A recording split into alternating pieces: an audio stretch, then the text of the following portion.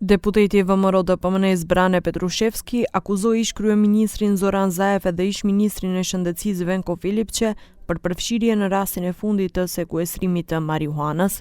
Sipas tij, rreth 70% e drogës së konfiskuar lidhet me kompani të afërta me LSDM-n. Petrushevski pretendon se licencat për kultivim marijuane janë dhënë gjatë qeverisjes së Zaevit dhe se ekzistojnë lidhje biznesi edhe me familjarët të tij. Около 70% od zaplenetata droga е на фирма koja je во собственост на кадар од СДС, поточно човек близок на Заев. Дополнително, само во текот на вчерашниот ден во Струмичко беа запленети околу 30 тони дрога. Кое е лицето и фирмата поврзани со СДС?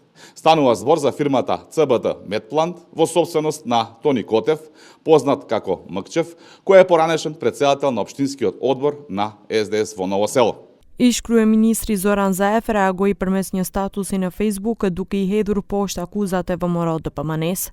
Ai kërkoi publikisht kërkim falje nga deputeti Petrushevski dhe nga VMRO-DPMN për siç tha keqpërdorimin e emrit të tij në rastin e konfiskimit të kanabisit, duke mohuar çdo lidhje me rastet e drogës apo kontaktet me institucionet shtetërore.